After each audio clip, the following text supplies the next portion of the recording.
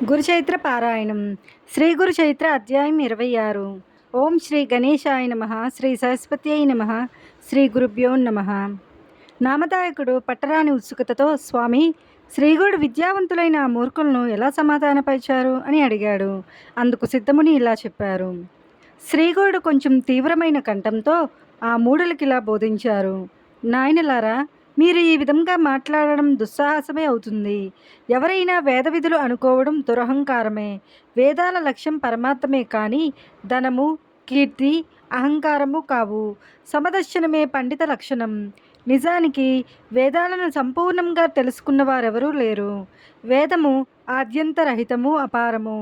దానిని పూర్తిగా తెలుసుకొనడం బ్రహ్మదేవునికే సాధ్యపడలేదు. పూర్వం భరద్వాజ మహర్షి వేదాన్ని సంపూర్ణంగా అధ్యయనం చేయదలచి బ్రహ్మచర్యం అవలంబించి బ్రహ్మదేవుని వరంతో 3 సార్లు దీర్ఘాయువు పొందాడు. 4 యుగాలు 5,000 సార్లు పునరావృత్తమైతే బ్రహ్మకొక పగలు. అటువంటిది పూర్వం భరద్వాజ మహర్షి బ్రహ్మచర్యంతో 3 బ్రహ్మదివసాలు గురువు వద్ద వేదం నేర్వడానికి చాలక తపస్సు చేస్తే బ్రహ్మ సాక్షాత్కరించి, వేదం పూర్తిగా నాకే తెలియదు, నీకు వేదరాశిని చూపుతాను చూడు అని చెప్పి 1,000,000 సూర్యుల కాంతితో వెలిగిపోతున్న మేరు పర్వతాల వంటి అపారమైన వేదరాశులను చూపాడు. భరద్వాజుడది చూచి భయపడి, అయ్యో, నేను ఇంతకాలం పఠించిన వేదమంతా కలిసి ఇందులో ఒక్క పిడికిడైనా లేదే. వేదమంతా అధ్యయనం చేయడం ఎన్ని కల్పాలకైనా సాధ్యమవుతుందా అని తలచి, నాకు అవసరమైనది మీరే నిర్ణయించి ప్రసాదించండి అన్నాడు. అప్పుడు బ్రహ్మ అనంతమైన ఆ వేదరాశి నుండి 3 పిడికిళ్ళు తీసి అతనికి ప్రసాదించి, ఇదంతా అధ్యయనం చేసేంత వరకు నీవు జీవింతువుగాక అని వరమిచ్చాడు. కానీ ఆ 3 పిడికిళ్ళ వేదము అధ్యయనం చేయడమే అతనికి ఇంతవరకు పూర్తి కాలేదు.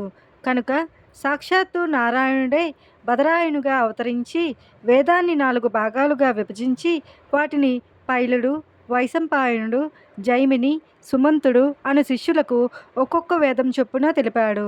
వారు కల్పాంతం వరకు అభ్యసించి కూడా వాటిని పూర్తిగా తెలుసుకోలేకపోయారు. అటువంటప్పుడు అల్పాయుష్కులైన మీరు 4 వేదాలను సంపూర్ణంగా అధ్యయనం చేశాననుకోవడం ఎంత తెలివి తక్కువ. వేదమంతా నేర్వగలవడం ఏ ఒక్కరికి సాధ్యం కాదు. కనుకనే వ్యాసుడు దాన్ని 4 భాగాలుగా విభజించాడు. ఋగ్వేదాన్ని పైలుడనే శిష్యునికి బోధించి దానిని ధ్యానించడానికైనా దానిని గురించి ఇలా చెప్పాడు. ఋగ్వేదానికి ఉపవేదం ఆయుర్వేదము, ఆత్రేయస గోత్రము, గాయత్రి ఛందము. ఋగ్వేదానికి అధిదేవత బ్రహ్మ, ఎర్రని వర్ణము, తామరేకుల వంటి కళ్ళు, సుస్పష్టమైన కంఠము, గిరిజాల జుట్టు, వంక మీసము కలిగి 2 మూరల పొడవైన దేహం కలిగి ఉంటాడు. నీవు ఆ రూపాన్ని ధ్యానించు. దీనిలో చర్చ, శ్రావకము, చర్చకము, శ్రవణీయపారము, క్రమపారము, జట, రథక్రమము, దండక్రమము అనే భాగాలు ఉన్నాయి. ఆ క్రమం ప్రకారమే దాన్ని పారాయణ చేయాలి. ఈ వేదానికి అశ్వలాయని, సాంఖ్యాయని, సాకల, భాష్కల, మాండుకేయులనే 5 శాఖలు ఉన్నాయి. వాటిని ఆనాడు వ్యాసుడు పైలునికి చెప్పాడు. కానీ ఈనాడు వాటిని సంపూర్ణంగా చదివిన వారెవరు? తరువాత వ్యాస మహర్షి తన 2వ శిష్యుడైన వైశంపాయనికి యజుర్వేదం చెప్పి దాని లక్షణాలు ఇలా చెప్పారు. యజుర్వేదానికి ఉపవేదము ధనుర్వేదము, భరద్వాజస గోత్రము, త్రిష్టిప్ ఛందస్సు. దీనికి రుద్రుడు అధిదేవత. సన్నగా ఉండి చేతిలో కపాలము ధరించి సుమారు 5 మూరల పొడవున్న తామ్రవర్ణ శరీరం కలిగి ఉంటాడు. దీనికి గల 85 శాఖలలో ఇప్పుడు 18 మాత్రమే మిగిలి ఉన్నాయి. యజుర్వేదము యజ్ఞ విధానాన్ని విశేషించి వివరిస్తుంది. మంత్ర బ్రాహ్మణ సంహిత అనేది దీనికి మూలము. ప్రతిపదము, అనువదము, ఛందస్సు, భాష, ధర్మము, మీమాంస, న్యాయము, తర్కము అనే 8 దీనికి ఉపాంగాలు. శిక్ష, కల్పము, వ్యాకరణము, నిరుక్తము, ఛందస్సు, జ్యోతిషము అనే 6 అంగాలు దీనికి ఉన్నాయి. ఇంత విస్తారమైన ఈ యజుర్వేదాన్ని వైశంపాయనికి వివరింపచెప్పి వేదవ్యాసుడు 3వ శిష్యుడైన జైమినికి సామవేదాన్ని ఇలా వివరించారు. దీనికి ఉపవేదము గంధర్వము, విష్ణువు అధిదేవత, జగతీ ఛందస్సు, కాశ్యపస గోత్రము. దీని ధ్యేయమూర్తి మెడలో పూలదండ, మొలకు తెల్లని వస్త్రము, చర్మము, దండము ధరించి 6 మూరల పొడవు కలిగి ఉంటారు.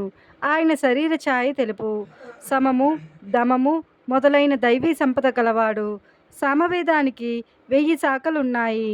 ఇట్టి సామవేదాన్ని పూర్తిగా పఠించిన వారెవ్వరూ లేరు. వ్యాసమహర్షి సమంతుడనే శిష్యునికి అథర్వ వేదం చెప్పి దీనికి అసలు రూపం ఉపవేదము, గోత్రము బైజానకము, ఇంద్రుడు అధిదేవత, త్రిష్టిప్ ఛందస్సు, అథర్వణ వేద పురుషుడు, తీక్ష్ణమైన ఆకారము, నల్లని వర్ణము గల కామరూపుడు, ఏకపత్ని వ్రతుడు, 7 మూరల పొడవు. ఈ వేదానికి 9 శాఖలు, 5 కల్పాలు ఉన్నాయి. పూర్వం అన్ని వేదాలను సాంగోపాంగంగా నేర్వగల యోగ్యత గల వర్ణాశ్రమాచార నిరతులెందరో భరతభూమిలో ఉండేవారు. కనుకనే వేదాలన్నీ నిలువగలిగాయి. ఈ కలియుగంలో బ్రాహ్మణులు కర్మభ్రష్టులవుతున్నారు కనుక ఈ మంత్రాలలో శక్తి లోపిస్తుంది. పూర్వపు బ్రాహ్మణులలో దైవత్వము, మహత్తు ఉండేవి. అందుకే వారిని భూసురులు అనేవారు. రాజు కూడా వారిని సేవించేవారు. వారు ఎంత ధనమిస్తానన్నా లెక్క చేయక భోగాల పట్ల నిర్లిప్తులుగా ఉండేవారు. వేదాధ్యయన బలం వలన త్రిమూర్తులు కూడా వారికి అధీనులై ఉండేవారు. ఇంద్రాది దేవతలు కూడా వారిని సేవిస్తుండేవారు.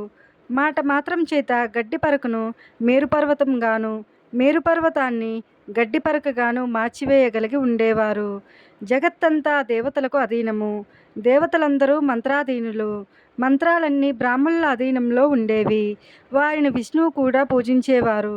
కానీ ఈ కలియుగంలో బ్రాహ్మణులు ధనాశతో హీనులకు లొంగి మ్లేచ్చుల ఎదుట కూడా వేదం చదువుతున్నారు.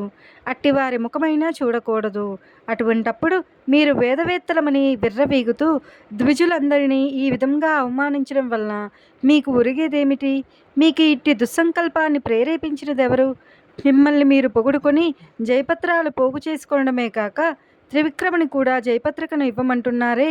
ఇలాంటి దురహంకారంతో లేనిపోని కష్టాలను కొని తెచ్చుకోవద్దు. ఇకనైనా మా మాట విని మీరు వెళ్ళండి అన్నారు. కానీ ఆ మూర్ఖులు తమ పట్టుదల వదలక వాదమైనా చేయమని లేక జయపత్రనైనా ఇవ్వమని కోరారు. శ్రీదత్తాయ గురవే నమః. శ్రీ శ్రీపాద శ్రీ వల్లభాయ నమః. శ్రీ నరసింహ సరస్వత్యై నమః. గురుచరిత్ర పారాయణం అధ్యాయం 26 సమాప్తం.